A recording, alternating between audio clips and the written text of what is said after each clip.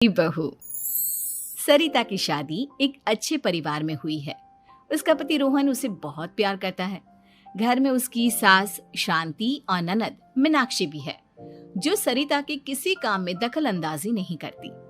लेकिन फिर भी सरिता को ऐसा लगता है कि दुनिया की सबसे ज्यादा बेचारी बहू वही है और सबसे ज्यादा अत्याचार उसी पर हो रहा है। माँ जी, ये लीजिए आपकी चाय। अरे बहू, तूने इतनी ज्यादा चीनी क्यों डाल दी चाय में? हाय हाय माँ जी, मैंने तो उतनी ही मीठी बनाई है जितनी मीठी आपको पसंद है। माँ जी, आपको तो मेरे हाथ की चाय अच्छी ही नहीं लगती। जब देखो कुछ न कुछ कमी निकाल ही देती हो। अरे बहू, तू एक बात के पीछे ही पड़ जाती है। मैंने ऐसा कब कहा कि तू रोज चाय खराब बनाती है? सरिता अपने कमरे में चली जाती है और फोन उठाकर अपनी माँ से बात करती है। हेलो माँ, कैसी हो आप? क्या कर रही हो? मैं तो ठीक हूँ, पर तू बता, तेरा मूड कैसा है? तेरी आवाज से लग रहा है कि कुछ तो हुआ है तेरे ससुराल में। अरे क्या बताऊँ माँ, यहाँ तो हर समय मेरे साथ बहुत बुरा व्यवहार होता है।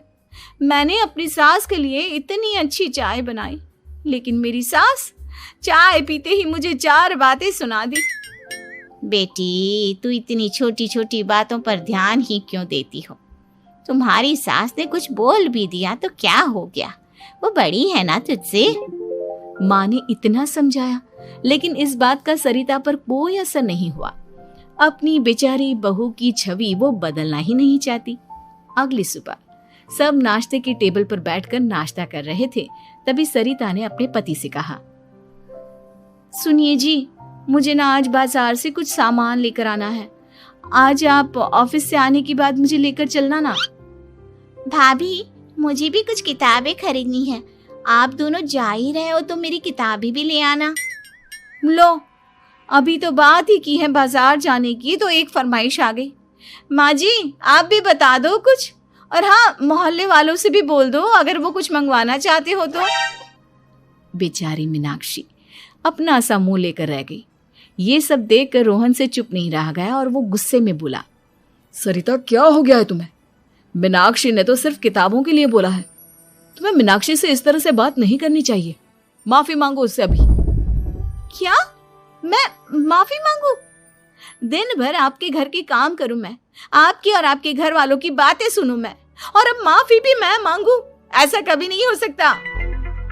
ये बोलकर सरिता वहां से चली जाती है। एक दिन उनकी पड़ोसन घर आती है। अरे सरिता, क्या कर रही है? और क्या करूंगी भाभी जी, बस घर का काम ही कर रही हूँ। आप बताओ कैसे आना हुआ? अरे मैं तो तुम्हारा हालचाल पूछने आई थी, लेकिन तुम तो बिजी लग रही हो। कोई बात नहीं, मैं बाद में आ जाऊंगी। और क्या करूं भाभी जी, जब से शादी होकर आई हूँ ना, बस काम ही कर रही हूँ। और इस घर में ना कोई मेरी कदर नहीं करता। पति है जो बस घर से ऑफिस, ऑफिस से घर। ननद को तो कॉलेज से फुर्सत नहीं। बची सास तो उनका सारा समय मेरी गलतियां निकालने में लग जाता है। अरे ये क्या कह रही हो सरिता? तुम्हारी सास तो पूरे मोहल्ले में तुम्हारी तारीफ करती फिरती है कि तुम बहुत अच्छी हो, पूरा घर तुम्ही ने संभाल रखा है। हाँ तो क्या हुआ, इसमें गलत क्या कहती हैं? सच्ची तो कहती हैं। मेरी मर्जी के बिना इस घर का पत्ता भी नहीं हिलता। शाम को जब रोहन घर आया तो उसने सबसे कहा, कल हम सबको मौसी जी के घर जाना है। उनकी बेटी की शादी है। सब अपनी अपनी पैकिंग कर लो, सुबह होते ही निकल जाएंगे। और सरिता, तुम कान खोलकर सुन लो, वहां जाकर किसी की बुराई भलाई शुरू मत कर देना, नहीं तो मुझसे बुरा कोई नहीं होगा। हाय हाय जी, आप तो ऐसे कह रहे हो जैसे मैं सुबह शाम सबकी बुराई करती फिरती हूँ।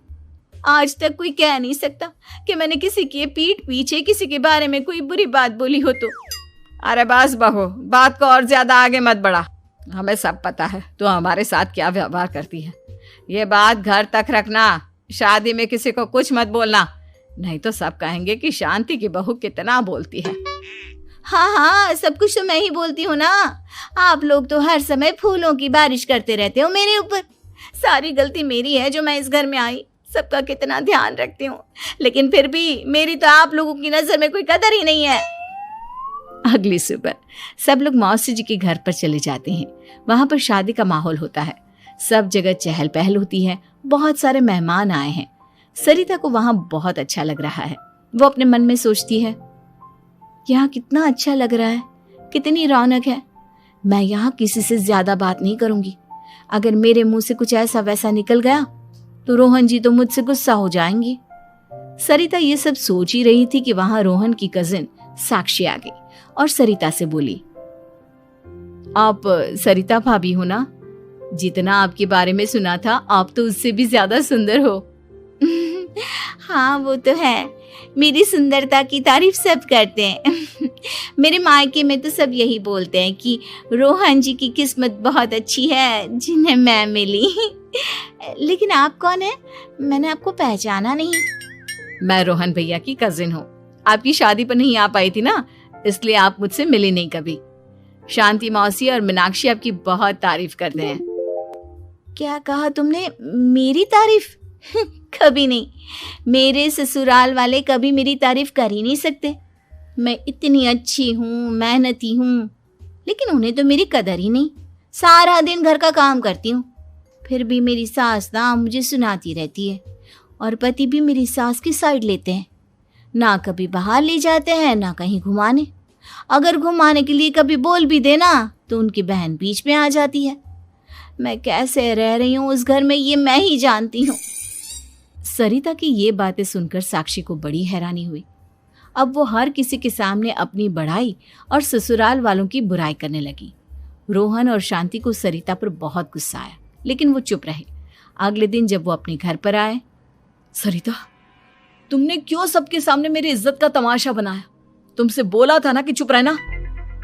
अजी ऐसा भी क्या कह दिया मैंने जो इतना भड़क रहे हो? तुम जहां जाती हो अपना रोना शुरू कर देती हो, कभी किसी दूसरे की बात ही नहीं सुनती, बस अपनी कहती रहती हो। तुमने सबके सामने हमारा तमाशा बनाकर रख दिया है। हे भगवान, मुझे अपने पास बुला ले। जिस घर में मेरी कदर ही नहीं, उस घर में मेरा क्या काम? अरे क्या करूंगी मैं यहाँ रहकर? जो भी आता है मुझे सुनाकर चला जाता है। मैं तो किसी से कुछ नहीं कहती।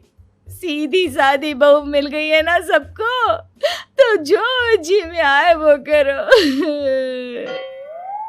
सरिता ने अपने आगे किसी को कुछ बोलने ही नहीं दिया और उस दिन भी उसने सबके सामने खुद को बेचारी बना ही दिया। अगले दिन मीनाक्षी कॉलेज के लिए लेट हो रही थी, इसलिए वो हर काम जल्दी जल्दी कर रही थी। अपना नाश्ता लेने किचन में गई और पतीले में रखे गरम दूध को गिलास में डालने लगी।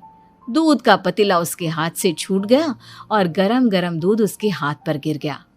ओए माँ, हाय मेरा हाथ, माँ मेरा हाथ जल गया। मीनाक्षी की आवाज सुनकर सरिता दौड़ती हुई आई। ये क्या किया तुमने? तुम्हें नाश्ता चाहिए था तो मुझसे बोल देती, मैं क्या मना करती थी? अब पता नहीं कितने दिन की मुसीबत पाल ली तुमने।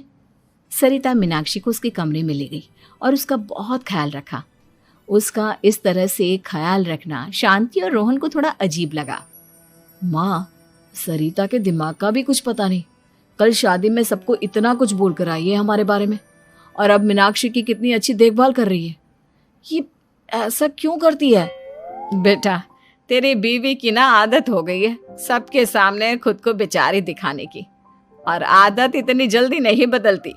जब ये बोलना शुरू करती है तो रुकने का नाम ही नहीं लेती, इसलिए इसे पता ही नहीं चलता कि ये किसके सामने क्या बोली जा रही है। लेकिन दिल की बहुत अच्छी है। हमें भी अपना दिल बड़ा करके ये जैसी है इसे स्वीकार करना चाहिए।